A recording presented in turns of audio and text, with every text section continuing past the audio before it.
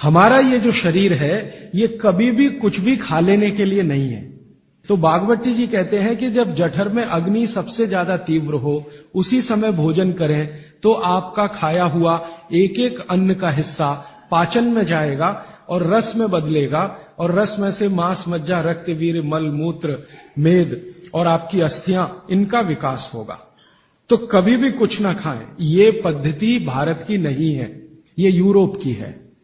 Europe में doctors हैं, वो हमेशा कहते हैं कि थोड़ा थोड़ा खाते रहो, कभी भी खाते रहो। हमारे यहां ये नहीं है। तो आपको दोनों का अंतर समझाना चाहता हूं। बागवती जी कहते हैं कि खाना खाने का समय निर्धारित करें और समय निर्धारित होगा उससे जब आपके पेट में अग्नि की प्रबलता हो, जठर अग्नि की प्रबलता हो। बागवत जी ने इस पे बहुत रिसर्च किया और वो कहते हैं कि 1.5-2 साल की रिसर्च के बाद उनको पता चला कि जठर अग्नि कौन से समय सबसे ज्यादा तीव्र होती है। तो वो कहते हैं कि जब सूर्य का उदय होता है तो सूर्य के उदय होने से लगभग 2.5 घंटे तक जठर अग्नि सबसे ज्यादा तीव्र होती है। तो बागवती जी कहते हैं कि इस समय सबसे ज्यादा भोजन करें। वो तो एक जगह यहां तक कह देते हैं कि आप अगर संभव हो तो 9:30 बजे के अंदर ही लंच करें, माने ब्रेकफास्ट गायब। वो ये कहते हैं कि सुबह 9:30 बजे तक अगर आपने भरपेट भोजन किया है तो इसमें से जो कुछ भी बनेगा वो एक एक बूंद, एक एक अन्न का टुकड़ा, एक एक दाने का टुकड़ा आपके शरीर के लिए उपयोगी होगा। बागवती जी ने एक और रिसर्च किया था कि शरीर के जो अलग अलग अंग हैं, जैसे हृदय है, हृदय, और जैसे जठर है, जठर, जैसे किडनी है, जैसे लीवर है, इनके काम करने का अलग अलग समय है। जठर अग्नि के काम करने का सबसे अच्छा समय है 7 से 9:30, सूर्योदय से 2.5 घंटे तक। फिर इसी तरह से हृदय, हृदय के काम करने का समय है सबसे ज्यादा ब्रह्म मुहूर्त से 2.5 घंटे पहले। ब्रह्म मुहूर्त आप समझते हैं 4, 4:30, तो 2, 2:15 बजे, 1:30 बजे से लेकर 4 बजे के बीच में हार्ट सबसे ज्यादा सक्रिय होता है और सबसे ज्यादा हार्ट अटैक उसी समय में आते हैं। किसी भी डॉक्टर से पूछ के देख लीजिए। इसलिए 99% हार्ट अटैक अर्ली मॉर्निंग्स में ही होते हैं।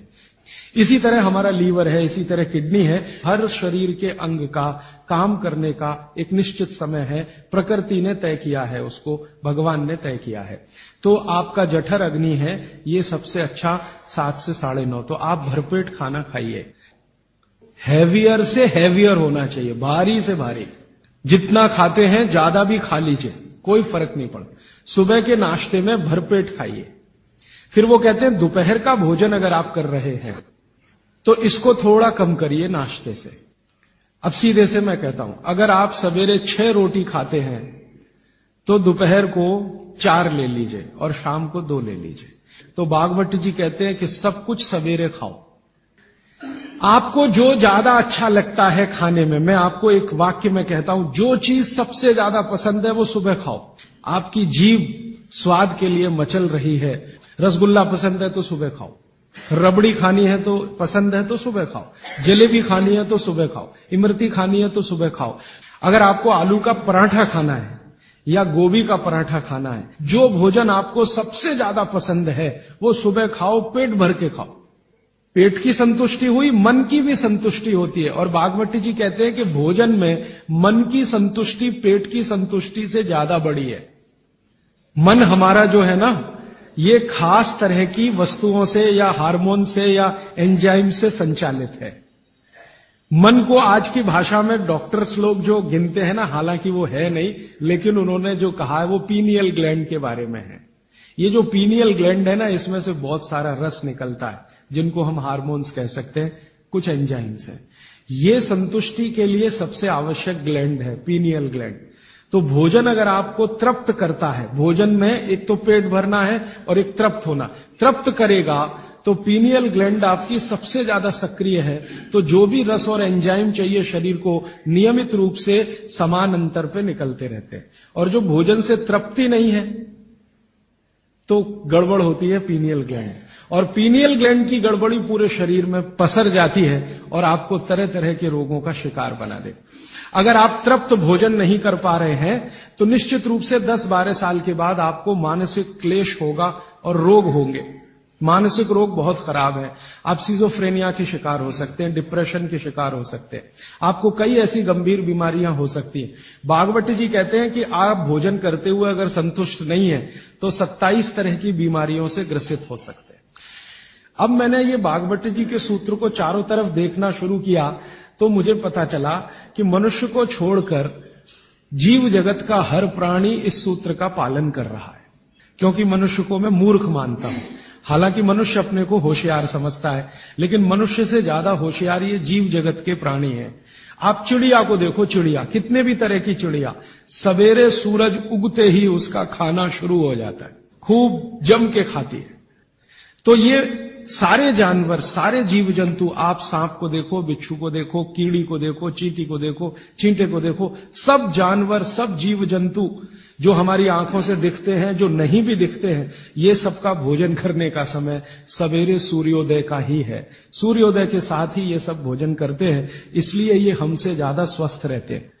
और पेट भर गया, उसके 4 घंटे के बाद ही पानी पीती है, दोपहर को ही पानी पीती। मैंने आपको कई बार ये कहा है, आप उसको हंस देते हैं, किसी भी चिड़िया को डायबिटीज नहीं होता, किसी भी बंदर को हार्ट अटैक नहीं आता। बंदर तो आपके नजदीक है ना शरीर रचना में, बस बंदर और आप में एक ही अंतर है कि उसको पूंछ है, आपको नहीं है, बाकी सब कुछ एक ही है। आपका हृदय बंदर का हृदय, आपका लीवर बंदर का लीवर, आपकी किडनी बंदर की किडनी, सब कुछ समान है। मां का गर्भाशय, बंदरिया का गर्भाशय, सब समान है।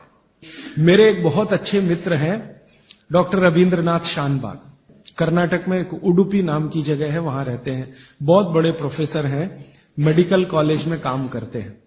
उन्होंने एक बड़ा गहरा रिसर्च किया।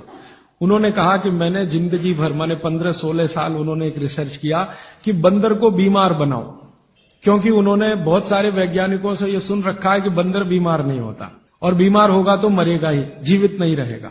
वो कहते हैं कि मैं 15 साल असफल रहा, बंदर को कुछ नहीं हो सकता। वो कहते हैं कि मैंने बहुत कोशिश किया कि उसके ब्लड का कोलेस्ट्रॉल बढ़ा दूं, बढ़ता ही नहीं। तब उन्होंने एक दिन रहस्य की बात बताई, वो आपको भी मैं बता देता हूं कि बंदर का जो ब्लड है ना, उसका RH फैक्टर दुनिया में सबसे आदर्श है। और आपका RH फैक्टर जब नापता है ना कोई डॉक्टर, तो बंदर से ही कंपेयर करता है, वो बताता नहीं आपको, ये अलग बात है। तो वो प्रोफेसर साहब कहते हैं, यार ये सब एक ही चक्कर है कि बंदर सवेरे ही सवेरे भरपेट खाता है, जो आदमी नहीं खा पाता।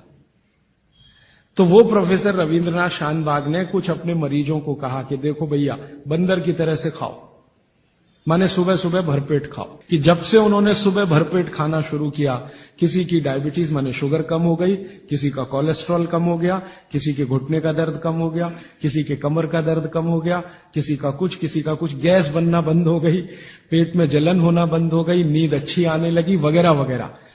तो समय मैंने आपको बता दिया, सूरज उगा और 2.5 घंटे तक, माने 9:30 बजे तक, ज्यादा से ज्यादा 10 बजे तक आपका भोजन हो जाना चाहिए। और ये भोजन तभी होगा जब आप नाश्ता बंद करेंगे। ये नाश्ता हिंदुस्तानी चीज नहीं है, ये अंग्रेजों की है। और आप जानते हैं ना हमारे यहां चक्कर क्या चल गया, नाश्ता थोड़ा कम करेंगे, लंच थोड़ा ज्यादा करेंगे, डिनर उससे भी ज्यादा करेंगे। सवा सत्यानाश, एकदम उल्टा। भागवत जी कहते हैं कि नाश्ता सबसे ज्यादा करो, लंच उससे कुछ कम करो, डिनर सबसे कम करो। ये अंग्रेज और अमरीकियों के लिए नाश्ता कम है। कारण पता है?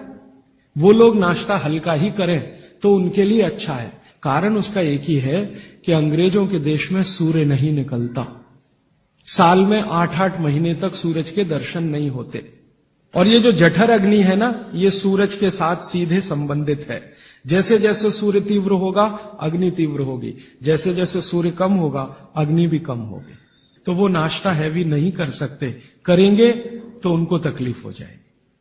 इसलिए मैंने सबसे पहले दिन जो सूत्र बोला था, अपनी आबो हवा, अपना पर्यावरण, अपना वातावरण, अपनी तासीर, इसको ध्यान में रखकर ही चले।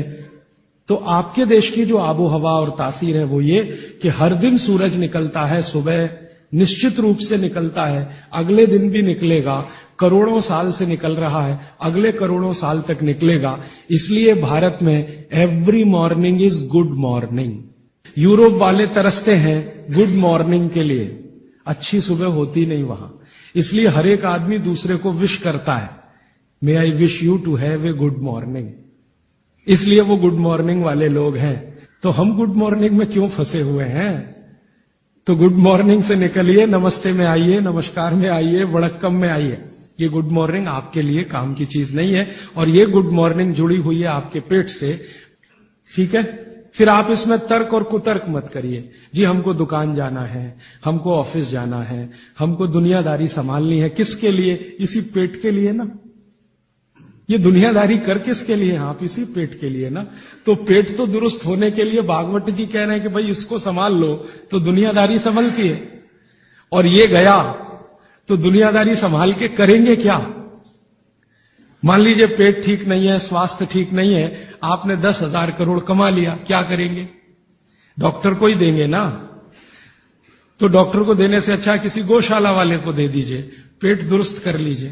तो पेट आपका है तो दुनिया आपकी है। माने आप बाहर निकलें घर के तो छक्कर खाना खा के निकलिए, भोजन करके ही निकलिए।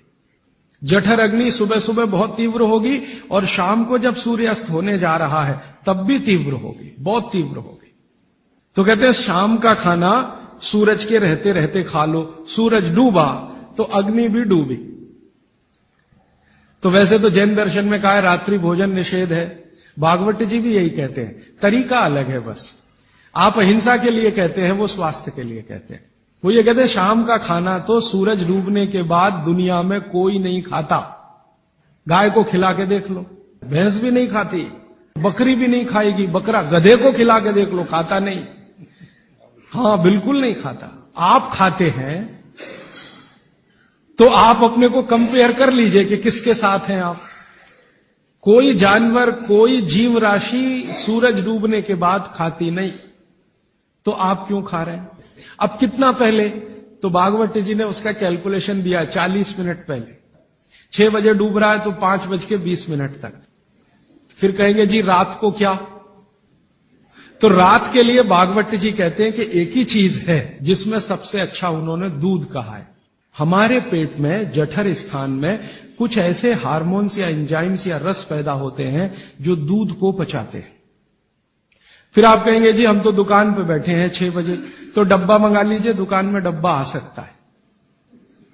हाँ, डब्बा आने में कोई तकलीफ नहीं है। दुकान में आप 6 बजे बैठे हैं, डब्बा आपका आ सकता है। और मैं आपको हाथ जोड़कर कह रहा हूं, आप में से कोई भी डायबिटिक पेशेंट है, कोई भी अस्थमेटिक पेशेंट है, किसी को भी बात का गंभीर रोग है, आज से ये सूत्र चालू कर दीजिए। 3 महीने बाद आप खुद मुझे फोन करके कहेंगे राजीव भाई पहले से बहुत अच्छा हूं, शुगर लेवल कम हो रहा है, अस्थमा मेरा पहले से कम हो रहा है। ट्राइग्लिसराइड चेक कर लीजिए और इस सूत्र को शुरू कर दीजिए। 3 महीने बाद फिर चेक करा लीजिए, पहले से कम होगा। VLDL, LDL आज चेक कर लीजिए, 3 महीने बाद फिर चेक करा लीजिए, बहुत तेजी से घटेगा। HDL आज चेक करा लीजिए, 3 महीने बाद चेक करा लीजिए, बहुत तेजी से बढ़ेगा। और HDL बढ़ना ही चाहिए, LDL, VLDL कम होना चाहिए। तो ये सूत्र भागवत जी का जितना संभव हो आप ईमानदारी से पालन करिए, वो आपको स्वस्थ रहने में बहुत मदद करेगा।